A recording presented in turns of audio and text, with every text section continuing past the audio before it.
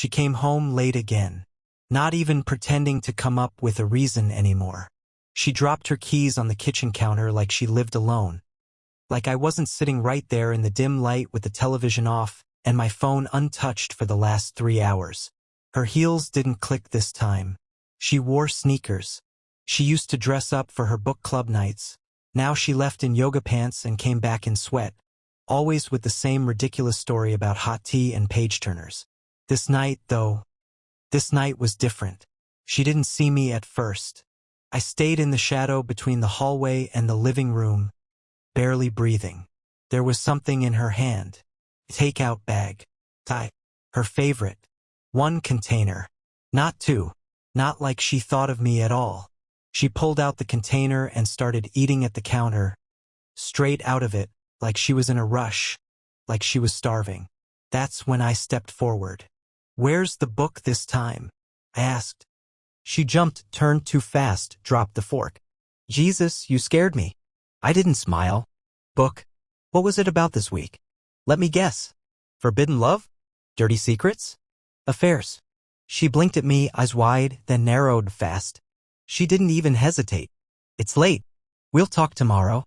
"No, we'll talk now," I said. She laughed. That was the first slap in the face. Not words. That laugh? Like I was an inconvenience. A fly buzzing around her perfect little drama. She picked up her phone. "I'm not doing this." I crossed the room, grabbed the phone out of her hand, held it up. "You want me to read the messages, or should I summarize?" She froze. "You want the one from Tuesday? You tasted better than dessert? Or Thursday? Still feel you under my skin? Or maybe the one from tonight? Can't stop thinking about your voice in my ear while you..." "Stop," she said. Voice low. Suddenly still. "You stop," I snapped. "Stop lying. Stop pretending. Stop coming home like this place is just a pit stop between your playdates." She tilted her head, that smug look slowly returning like a mask slipping back into place. "Are you spying on me now?" I stared at her. "I didn't have to. You left your phone unlocked, genius." "Maybe I wanted you to find out," she said. There it was. The second slap. Not physical. Just truth, delivered like a brick through glass. "What?" I asked, voice dry. "Maybe I'm tired of hiding. Maybe I thought you'd finally do something if you knew." "You mean leave?" I asked. She looked at me, dead in the eyes. "No. Grow a backbone." That was the third. The real one. That one landed like a punch to the gut. I stepped back. For a second, the whole room blurred, like I wasn't in it. Like I was watching it happen from outside. She turned back to her food. Took another bite. Like the conversation was done. I looked at her. Really looked. The woman I married wasn't there. Not even a shadow. Just a stranger, cold as marble, wearing my wife's skin. "You cheated," I said. "Not once. Not even just recently. This has been going on." "And?" she said, still chewing. "I want to know everything," I said. "Who? How long? How many times?" She smirked. "Why? So you can cry over every detail? You think you want the truth, but you don't." I walked over to the drawer, pulled it open, took out the folder I kept there. She watched, finally with a flicker of curiosity. I dropped it on the table. Inside, printed screenshots, phone logs, even a photo. She looked at it, raised one eyebrow. "You followed me?" "No. I had someone do it," I said. "You weren't worth my time." She chuckled. "Wow. You finally grew some claws." I stared her down. My cheating wife begged me for mercy. But I didn't forgive, I chose revenge. She didn't say anything then, but I saw it. The flicker in her expression. Just for a second. A crack. "You'll get bored of this," she said, almost too calmly. "Of pretending you have power. You never did." She left the room. Took the food. Walked upstairs like nothing happened. But something had. And it was never going back to what it was. I didn't sleep that night. I lay in bed with my eyes wide open, staring at the ceiling like it might give me answers. She was just a few feet away, under the same roof, sleeping like a rock. Or pretending to. Either way, I didn't care. I wasn't trying to talk anymore. I was calculating. For the first time in years, I was quiet inside, not because I was calm, but because something cold had settled in me. A stillness. the kind that comes before the storm. At 6:07 a.m. I got up. By 6:10 I had taken the flash drive out of the safe behind the coat closet. Yeah, I kept a backup. Everything from her messages to hotel receipts, all nicely sorted. I'd already sent copies to a lawyer I hadn't told her about. The real fun wasn't in the discovery, it was in the reveal. At 6:42 I emailed the files to myself again from a new account. Extra insurance. At 7 o'clock she came down in a robe, hair still a mess, yawning like we were still a married couple with weekend brunch plans. She saw me by the counter, sipping coffee silent. "You're really going to sulk all weekend," she muttered. No apology. No explanation. No ounce of shame. Just that tone. That condescending, sharp little tone she'd been perfecting lately, as if I was the burden in this marriage. "I'm going out," she added, opening the fridge and peering in like nothing was wrong. I didn't answer. Just watched her. Every move she made was surgical now, like she'd rehearsed how to twist the knife in 100 ways. "Where are you going?" I asked finally, voice steady. She gave me a look over her shoulder. "Out. Don't worry about it." "More lies?" I asked. She shut the fridge door. Hard. "I don't owe you a play-by-play anymore. You said it yourself, you're done, right? Then act like it." I walked over, real slow. Close enough that I could smell her perfume, cheap cover for the scent of a man that wasn't me. "I am done," I said. "Which is why I called your mother last night." She blinked. Paused. "Why?" Told her about the affair. Told her everything. Even showed her the proof. Her jaw twitched. "She's very disappointed, by the way." I think her exact words were, "Tell Amanda she's nothing like the woman I raised." She stared at me for a full 10 seconds. I saw the cracks start. Not regret. Not guilt. Just fury, pure and sharp. "You crossed a line," she hissed. "No, I said you did. Months ago. I'm just dragging the line into the light now." She threw her bag on the floor. "You think you're going to turn people against me? Please. You think anyone cares? Everyone cheats. People move on. You're acting like a victim when really you're just boring." I leaned in. "You really want to do this here?" She laughed. "What, you gonna expose me to the neighbors too? Show them the receipts." "Actually," I said, pulling out my phone, "I'm texting your boss next." She went pale. For the first time. "You're bluffing. Your boss's number ends in 64, right? Nice guy. Wife and 2 kids. That did it."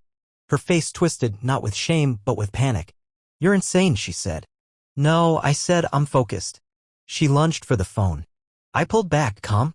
"Don't," she said. "You'll ruin me. You already ruined you." She froze. Then she changed tactics. Fast. Too fast. "Okay," she whispered, suddenly soft. "Okay. Look. I messed up. But we don't have to nuke everything. We can fix this. I still care about you." It was all in her eyes, calculated pity, forced softness. Like she was reading from a bad script. Like I hadn't seen her true face already. "I'm not interested in patching things," I said. "I'm interested in watching you deal with the consequences."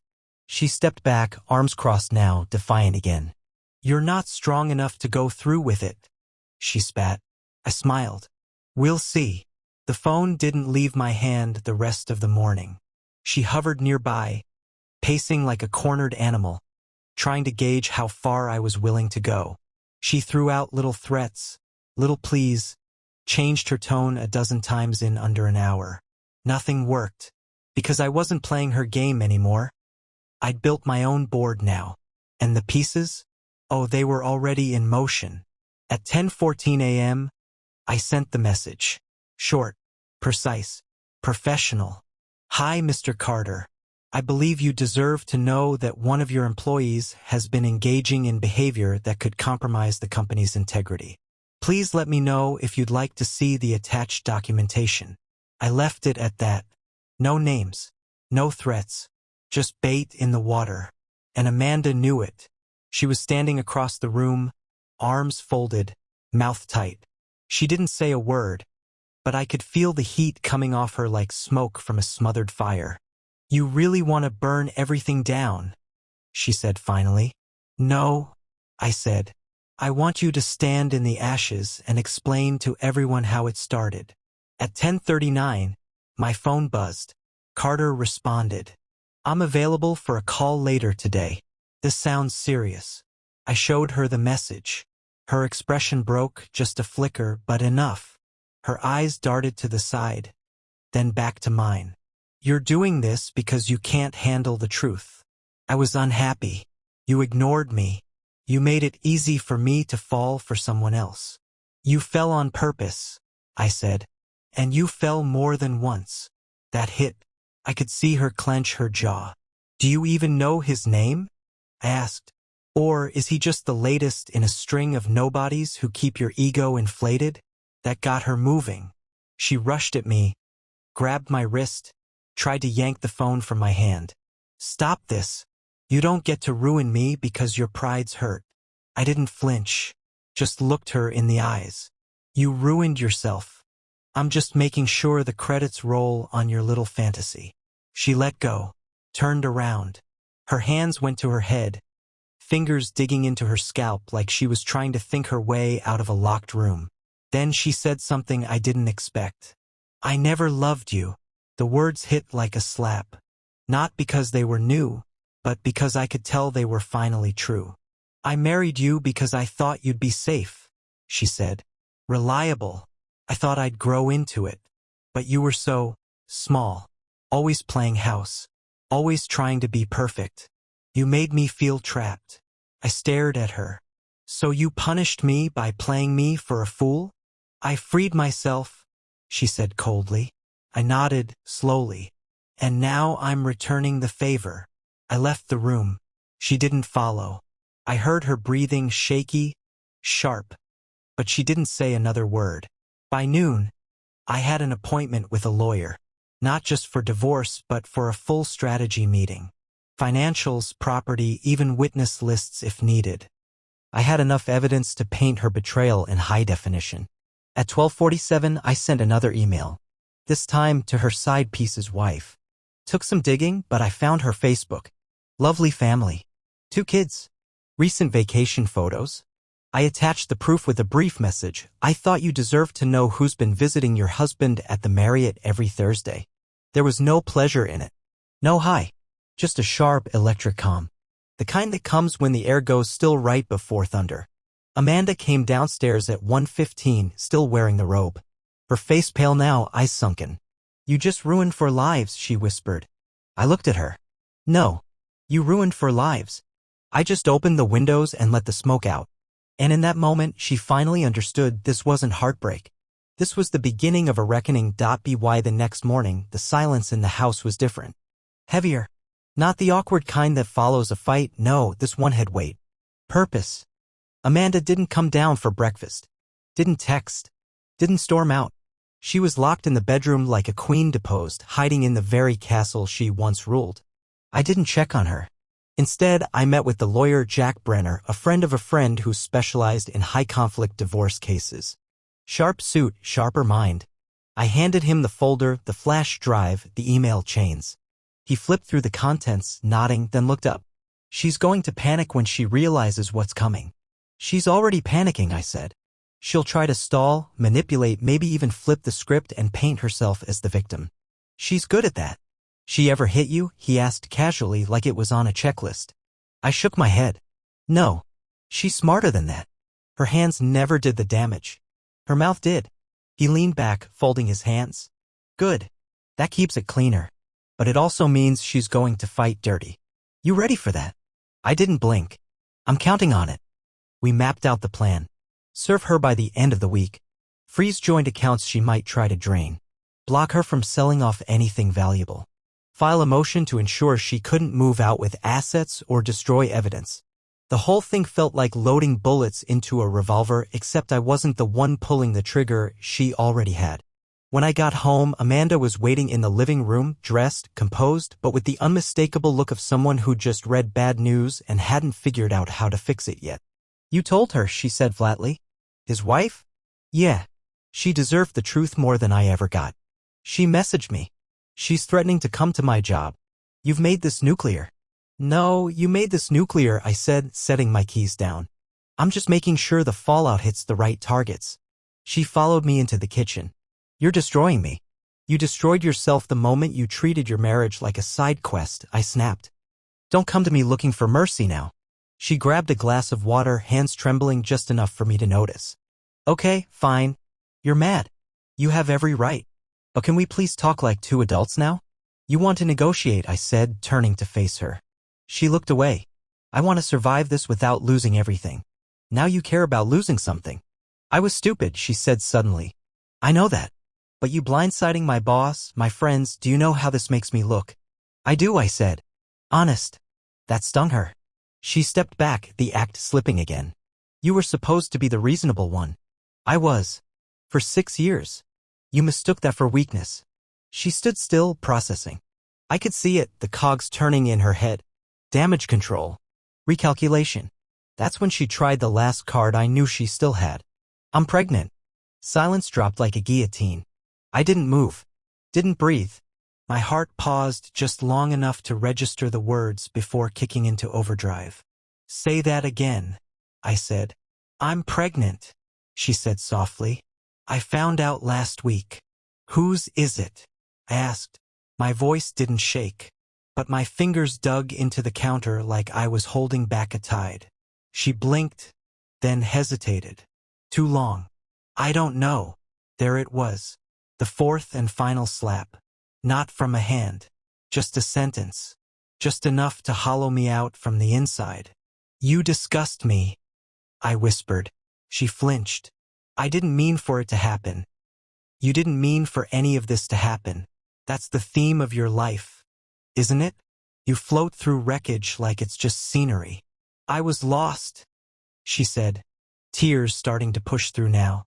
You were never there. I was always there. You just stopped looking. She collapsed onto the stool, face in her hands. I stood there, frozen, every instinct screaming in different directions. Anger, grief, betrayal. None of it felt real. But I knew one thing. If that baby was mine, it would change the game. But if it wasn't, then she'd lose more than her marriage. She'd lose everything she thought she could keep that I left her there, slumped over the kitchen counter like a statue cracking under pressure. I walked past her, grabbed my jacket, and left the house without a word. My body was moving, but my head was chaos. Spinning, buzzing, collapsing in on itself. Pregnant. She said she was pregnant. The way she dropped it like it was a strategic move, not a confession. A loaded sentence dressed as vulnerability. And the worst part? She didn't even know if it was mine. I drove for hours. No destination. Just needed distance. Space between me and the woman who once promised to love me, and now might be carrying another man's child under my roof, eating from my fridge, wearing the ring I gave her.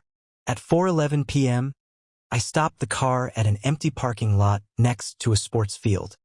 Just sat there, staring through the windshield, knuckles tight around the wheel. I thought about everything. Our wedding day. Her vows. The way she used to laugh when she thought no one was watching.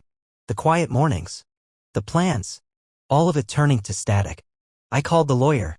Can I force a paternity test? I asked. Jack didn't miss a beat. Not until the child is born unless she consents to a prenatal one. She won't. Then we wait. But we can file to ensure the test happens immediately after birth. If it's yours, custody negotiations begin. If it's not, she's on her own. I ended the call and stared at the darkening sky. Everything was shifting. Revenge was one thing. But this dragged me into a storm I hadn't prepared for. When I got home, she was on the couch. Still in the same clothes. Tear tracks on her face, mascara like war paint. She looked up as I came in. Didn't say anything at first. I'm sorry, she said finally, barely above a whisper. I didn't sit. I need the truth, I said. All of it. No games. No strategy. You tell me everything now or I walk out that door, and I won't stop until I've turned your world inside out. She nodded slowly, like she knew this was the final checkpoint. It started 7 months ago, she began. With one guy. We met at a friend's dinner party. He flirted, I liked the attention. We met up a few times, it turned into something physical. Then it faded. One guy. I asked, already knowing better. Her eyes flicked sideways. Then another. From work. It wasn't It wasn't serious either. Just stupid decisions stacking on top of each other. Every time I got away with it, it got easier. And then I didn't care anymore. I started resenting you, twisting everything in my head to justify it. How many? I asked. She hesitated. Amanda, I warned. 3, she said. Maybe 4 if you count that one time in Denver. I closed my eyes, felt the floor shift under me, a hole opening. I didn't speak. There was nothing left to say. Why now? I asked finally. Why tell me about the baby now? Because I thought it might pull you back, she said, raw, eyes puffy. I thought if you believed it was yours, you'd stop this war. I nodded slowly. It might be yours, she added quickly. We were still together around the time. I want to test the moment it's possible, I said. She nodded. Okay. And if it's not mine, she looked away. If it's not mine, I repeated, you're leaving this house with nothing but your clothes and your shame. She didn't argue. I stood there watching her. She looked so small now. Not like a victim. Not like a villain. Just pathetic. Like the mask had finally shattered and all that was left was someone who had no idea what they were doing anymore. You don't love me, I said. You never did. You loved the safety, the structure, the image. She didn't deny it. I loved you, I added. That's the difference. She looked up, tears running again. Do you hate me? I considered the question, rolled it around in my mind like a coin. No, I said. Hate takes effort. You don't get that from me anymore. You get consequences. I walked away. This time, she didn't follow. The following week passed like a controlled demolition. Every day, another brick of our life together fell, and I didn't lift a finger to stop it. I'd already made my peace with what was coming. My focus was execution now, legal, emotional, strategic. Amanda, on the other hand, was unraveling in real time. She went from begging in hushed tones to shouting in bursts to silence that said more than her words ever could. She tried everything, but she had no leverage left. She wasn't playing chess anymore. She was knocking over the board and hoping I'd forget the game. On Thursday, she found the envelope on the counter, my official filing. Divorce. Uncontested because I had more than enough proof to swing the outcome in my favor. It had my terms. I keep the house, the car, everything purchased under my name. She leaves. If the child is mine, we negotiate shared custody under legal supervision. If not, she disappears from my life entirely. She read it. Twice. Didn't cry this time. She just sat down at the table and said, "You're really doing it." I didn't answer. She looked around the kitchen, the walls, the ceiling. I could see her trying to calculate the value of everything she was about to lose. Not in money, but in comfort, in safety. She never loved me, not really, but she loved what I gave her. And now she was watching it slip. The next day, I got a call from her boss. He didn't say much, just thanked me for bringing something to his attention. "We've taken appropriate action internally," he said.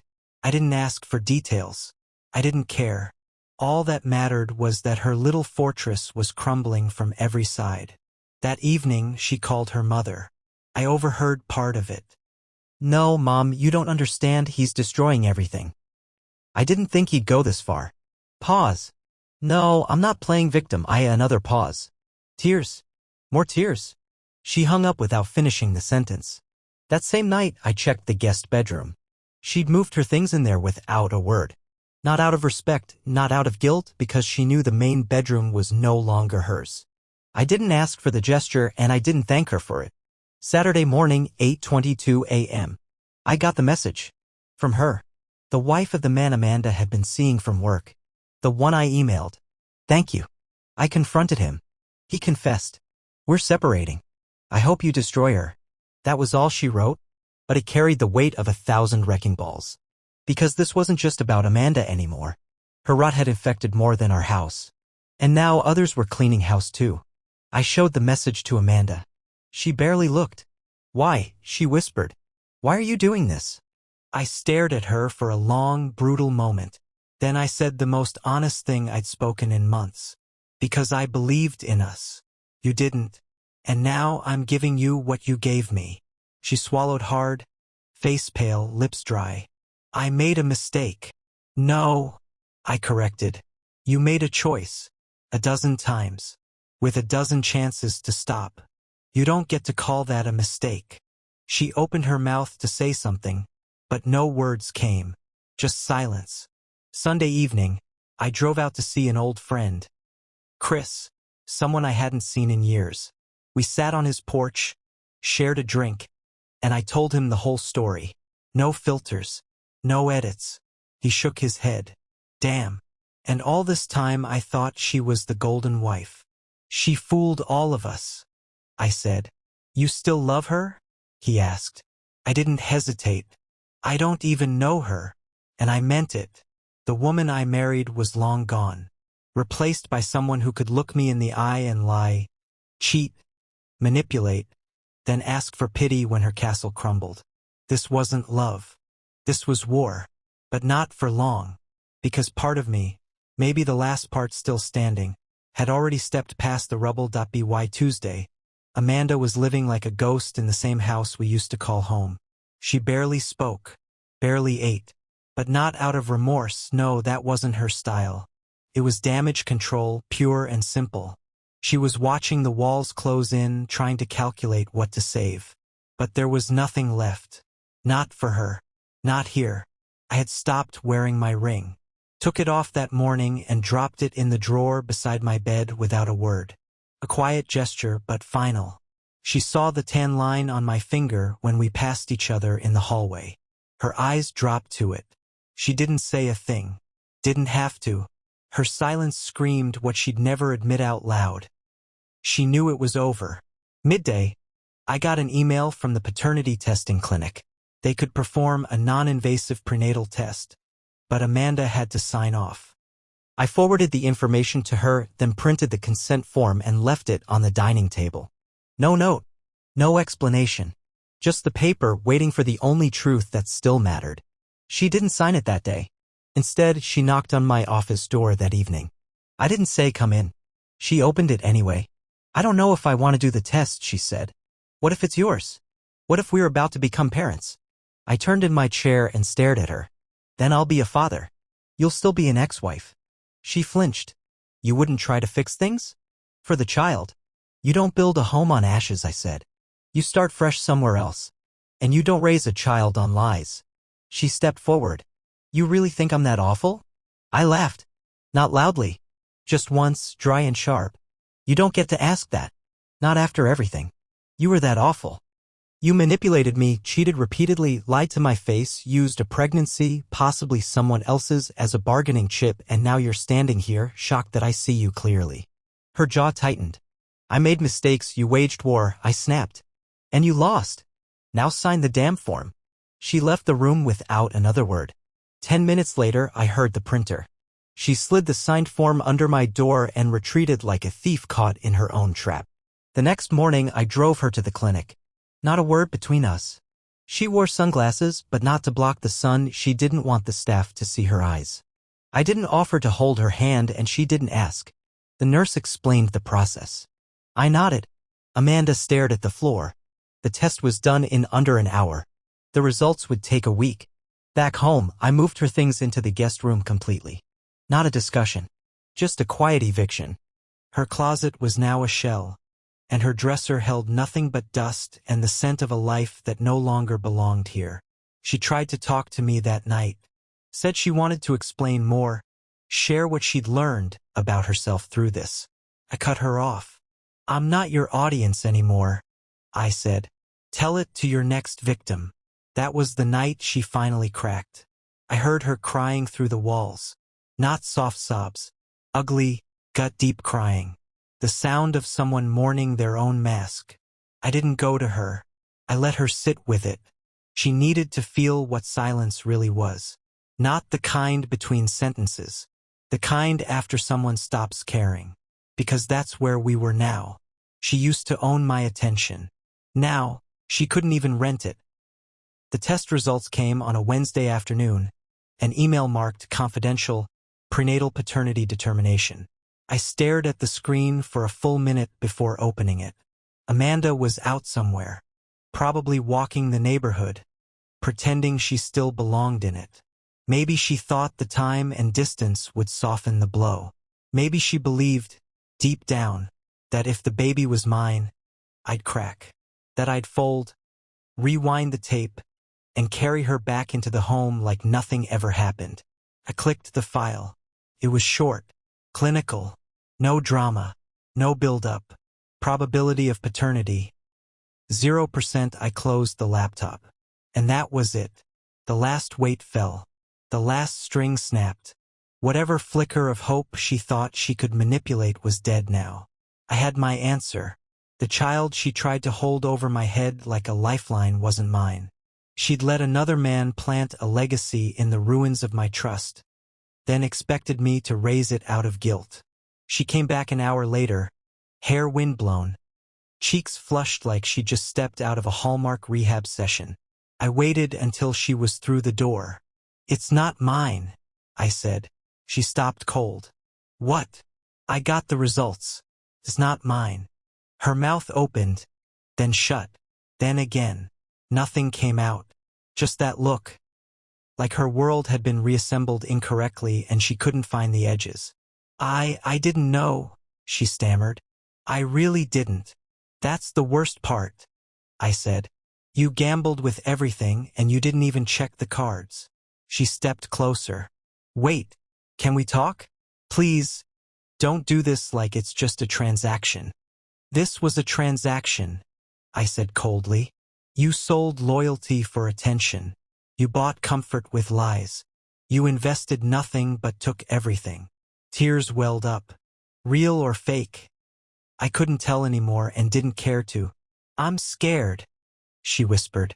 "I don't know what I'm supposed to do now." "You're going to pack your things," I said. "You're going to leave this house within the next 48 hours. And you're going to live with the consequences you begged me to spare you from." "Where am I supposed to go?" she asked, voice cracking. "That's not my problem," I said. She sank into a chair as if her body had finally accepted what her ego couldn't. Her hands trembled. Her breath hitched. But I stood tall, steady, unshaken. "I gave you my life," I said. "You gave me a performance. One I didn't audition for." She didn't respond. I left her there in that chair, drowning in the reality she'd created. The next morning, the moving boxes arrived. I didn't ask her if she wanted help. She didn't ask if she could stay. By that evening, half her closet was empty. She moved like a sleepwalker, folding clothes she wore while lying to me, packing shoes she slipped on before sneaking out to strangers' beds. It was poetic in a cruel kind of way. The house felt cleaner with every item that disappeared. She lingered at the front door that night. "I never meant for it to get this far," she said, barely above a whisper. I looked at her for the last time. "It didn't get this far. You walked it here." She stepped out into the night, and I shut the door behind her. Not out of anger. Out of peace. The silence that followed her departure wasn't empty, it was sacred. For the first time in months, the house breathed again. No tension hiding in the walls. No perfume masking the scent of deceit. Just stillness. Honest, heavy stillness. I sat in the living room alone, lights off, just me and the hum of the refrigerator in the distance. Max, my dog, curled up beside me, resting his head on my foot like even he understood something had shifted. She was gone. No bags left behind. No forgotten lipstick in the bathroom. No phantom footsteps on the stairs. And with her exit, the guilt she tried to project onto me vanished too. I wasn't the villain in this story. I was the final chapter. The next morning, I woke to my phone buzzing. A flood of texts from mutual friends. Word had spread. Fast. A few asked if it was true. A few already knew. But one text stood out. "I saw her at Bradshaw's last night. She was with the guy." They didn't even try to hide it. Of course not. She never did shame well. Even now, after everything, she moved on like it was just a failed lease. That told me everything I needed to know. She never believed I'd follow through. Never believed I had it in me to finish it. But now she was out there. Homeless, jobless, carrying someone else's child, trying to land on her feet in a world she thought she'd never fall into. I wasn't watching for updates. I didn't need to. I knew how this part played out. The side guy would get cold feet. Reality would hit. She'd realize she'd burned every bridge back. And me? I was already building the new one ahead. That evening, I poured a glass of scotch and sat on the back porch, staring at the sunset. It looked different. Not because the sky had changed, but because I had. There was no need for a grand gesture. No fiery goodbye. Just distance. And silence. And the knowledge that I'd survived the kind of betrayal most men only hear about in hushed conversations and late-night confessionals. She tried calling once. Blocked. She emailed twice. Unread. Then deleted. She even left a voicemail. Said she was reflecting. Said she wished things had been different. Said she hoped someday I'd understand why she did what she did. I never listened past the first 10 seconds. There's nothing to understand about someone who detonates their marriage and blames you for standing too close to the blast. And I wasn't interested in post-war apologies. A week later, the divorce was in motion.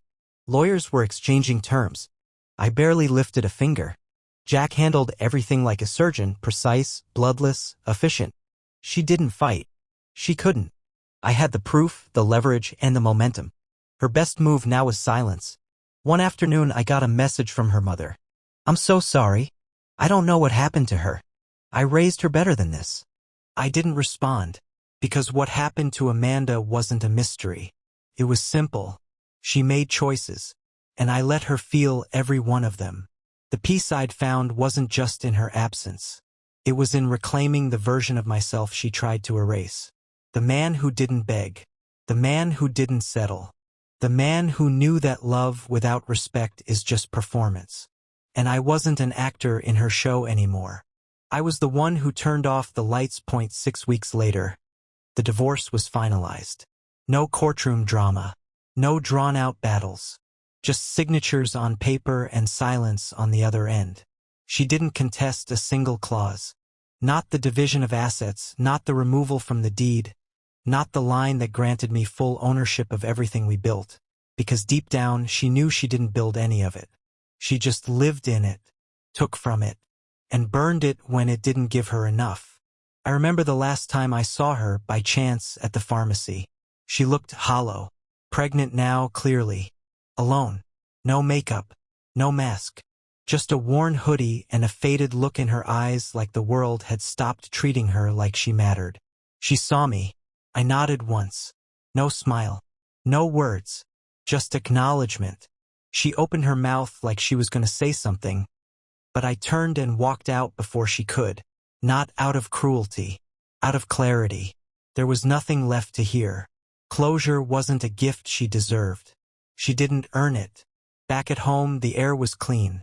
I'd repainted the walls, replaced the furniture, rearranged the rooms. Not because I needed a change, but because I refused to live in a space that remembered her. Every stain she left had to be erased. Not just physically, spiritually. One night, I found a letter she wrote tucked inside a drawer she never used. Dated 2 days before I served the papers. I almost threw it away, but I read it. I know I destroyed everything. I know I don't deserve your forgiveness. I don't even know if I deserve to be a mother. I wanted to be loved. And I used you. I wish I could take it back. But I can't.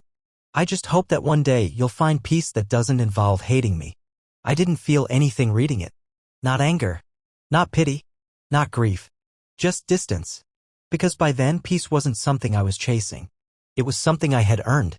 She was a chapter. A long, twisted one. But no longer the story. People sometimes ask me, if you could go back, would you do anything differently? And I say, yes. I would have listened to the silences between her words. I would have watched what she did, not what she said. I would have asked the hard questions sooner. And I would have loved myself enough to walk away the first time she made me feel small. But revenge? I don't regret that part. Not even a little. Because she begged me for mercy. And I didn't forgive, I chose consequences. There's a difference. The lesson I learned, the one I hope someone reading this holds onto, is that love isn't about saving someone from themselves. It's about protecting yourself from people who smile while they sink the knife in. She taught me that. And now, I sleep with the doors locked, the lights off, and the silence humming like music. Free.